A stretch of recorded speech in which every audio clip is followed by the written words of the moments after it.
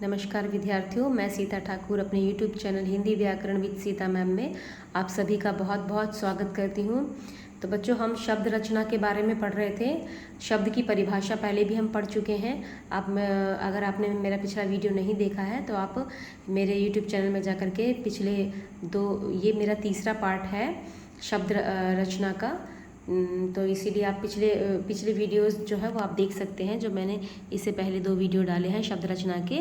तो बच्चों, अब शब्द रचना का जो है वो तीसरा भेद है जिसके बारे में हम पढ़ने जा रहे हैं। इससे पहले हम पढ़ चुके हैं दूसरा भेद प्रयोग के आधार पर शब्द भेद पढ़ चुके हैं, जिसमें हमने विकारी शब्द और अविकारी शब्दों के बारे में पढ़ा था।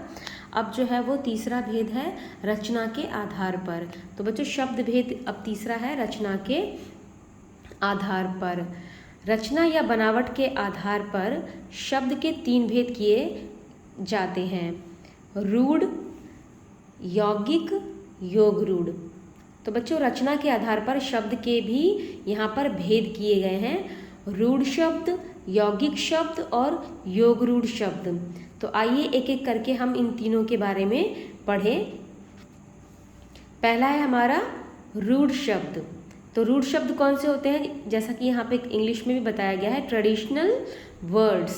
ठीक है, ये वे शब्द हैं जिनके अर्थ परंपरा से चले आ रहे हैं। तो बच्चों, जैसा कि आपको यहीं से स्पष्ट हो गया था, ये जो इंग्लिश का वर्ड एक आया तो यहीं से स्पष्ट हो गया कि ये ऐसे शब्द हैं जिनका अर्थ जो है वो परंपरा से चला आ रहा है।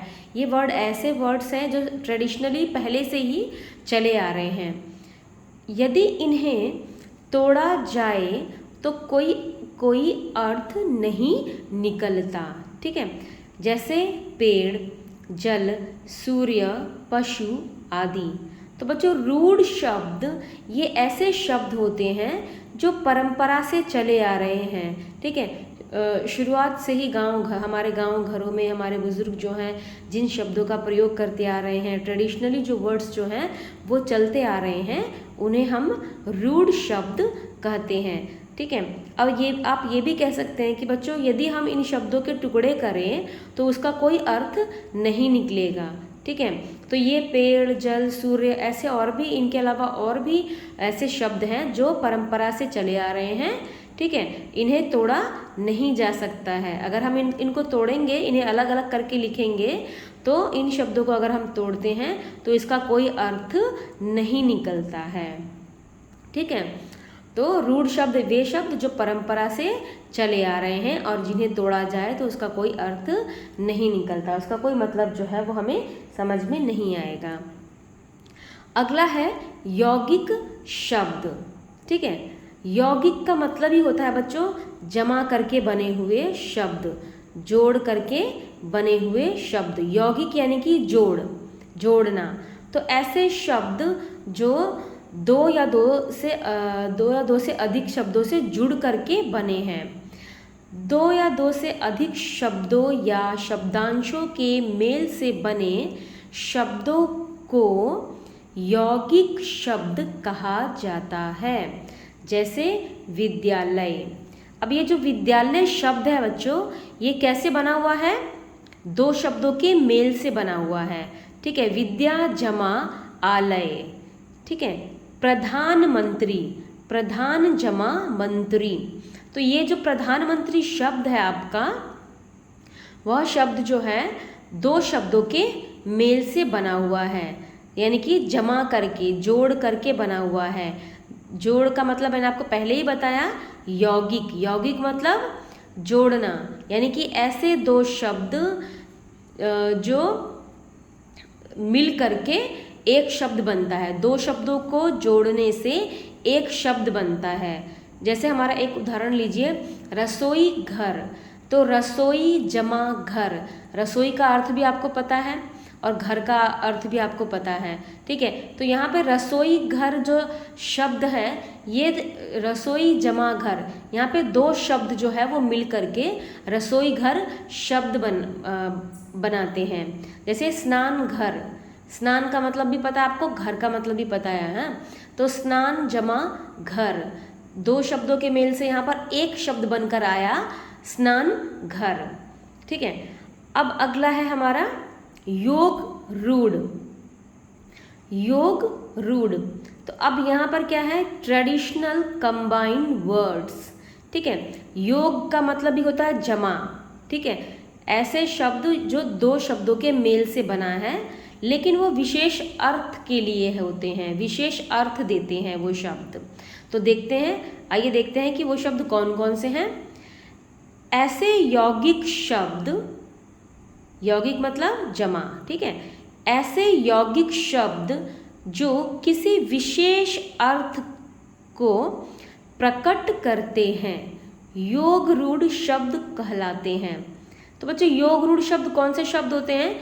ये भी जो शब्द हैं ये भी दो शब्दों के मेल से ही बनते हैं, ठीक है। जो योग रूढ़ शब्द होते हैं ये भी दो शब्दों के मेल से बनते हैं, लेकिन अंतर क्या है कि ये विशेष अर्थ को प्रकट करते हैं, ठीक है। इसके साथ में इसका अंतर क्या हुआ कि योग रूढ़ शब्द जो है ये ऐसे शब्द हैं जो दो शब्दों के मेल से बनते हैं, लेकिन विशेष अर्थ को प्रकट करते हैं। अब जैसे कि यहाँ पे उदाहरण है दशानन। अब दशानन का शब्द जो है वो हम किसके लिए प्रयोग करते हैं? रावण के लिए। दश का अर्थ क्या हुआ? 10, आनन मतलब सिर, ठीक है। तो दशानन जो है, ये जो दशानन शब्द जो है वो हम हर किसी के लिए प्रयोग नहीं करते ना। दशानन शब्द जो है वो हम सिर्फ रावण के लिए ही प्रयोग करते हैं। तो इसीलिए यहाँ पर जो है ये दशानन शब्द जो है वो दो शब्दों के मेल से बना है, दश जमा आनन, ठीक है। तो ये जो योग रूढ़ शब्द है ये भी दो शब्दों के योग से ही बना है, योग से ही बना है, दो शब्दों के मिलने से ही बना है, परंतु विशेष अर्थ देने का मतलब क्या हुआ? इसमें कहा गया है ना, इसकी परिभाषा में कि ये विशेष अर्थ देते हैं। विशेष अर्थ देने का यहाँ पे तात्पर्य यह हुआ, ये मतलब हुआ कि दशानन शब्द जो है, अब ये जो दश जमा आनन दो शब्दों के मेल से ही बना है, परंतु ये जो शब्द है ये शब्द, इस शब्द का प्रयोग हम रावण के लिए ही करते हैं, ठीक है। अब है पीताम्बर शब्द। अब ये भी दो शब्दों के मेल से बना है, पीत जमा अंबर, ठीक है। यानी कि पीला है वस्त्र जिसका। इस शब्द पीताम्बर का अर्थ होता है पीला है वस्त्र जिसका। तो पीताम्बर शब्द बच्चों ये जो दो शब्दों के मेल से ही बना है, परंतु इस शब्द का प्रयोग जो है वो हम कृष्ण भगवान के लिए करते हैं। हम हर किसी के लिए पीताम्बर शब्द का प्रयोग नहीं करते हैं। इसीलिए इसकी परिभाषा में कहा गया है कि योग रूढ़ शब्द जो है वो यौगिक शब्द, ऐसे यौगिक शब्द होते हैं जो किसी विशेष अर्थ को प्रकट करते हैं। तो यहाँ पर ये भी जो है पीताम्बर शब्द जो है वो दो शब्दों के मेल से बना है, परंतु ये शब्द जो है इसका प्रयोग हम कृष्ण भगवान के लिए करते हैं। तो यहाँ पर विशेष अर्थ जो है वो प्रकट हो रहा है किसके लिए? कृष्ण भगवान के लिए, पीताम्बर शब्द का। अब है नीलकंठ। शिव जी के लिए प्रयोग किया जाता है नीलकंठ, सभी को पता है। तो यानी कि नीला है कंठ जिसका। अब यहाँ पे ये जो शब्द है नीलकंठ ये बना है कैसे? नील जमा कंठ। यहाँ भी आप देख रहे हैं कि ये दो शब्दों के मेल से कौन सा शब्द बना है? नीलकंठ। अब बच्चों नीलकंठ तो एक विशेष अर्थ प्रकट कर रहा है ना यहाँ पे। नीलकंठ जो शब्द है वह शब्द हम सिर्फ और सिर्फ शिव जी के लिए प्रयोग करते हैं, ठीक है। तो इसीलिए ये कहा गया है योग रूढ़ शब्द में कि ये यौगिक होते हैं, दो शब्दों के मेल से ही बनते हैं, परंतु विशेष अर्थ दे रहे हैं। विशेष अर्थ देने का मतलब है यह शब्द जो है वो शिव जी के लिए, नीलकंठ शब्द जो है वो शिव जी के लिए प्रकट किया जाता है, ठीक है। अब पंक जमा ज, पंक जमा ज, पंकज। पंकज शब्द का प्रयोग जो है वो किसका क्या अर्थ देता है? कमल का अर्थ देता है, ठीक है।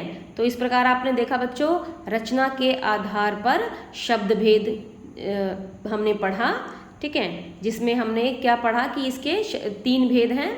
रचना के आधार पर भी शब्द के 3 भेद हैं, रूढ़ शब्द, यौगिक शब्द और योग रूढ़ शब्द। आशा करती हूँ कि आपको रचना के आधार पर ये जो शब्द का भेद है ये समझ में आया होगा। तो बच्चों अगले वीडियो में हम आगे का जो भेद है वो कंटिन्यू करेंगे। धन्यवाद।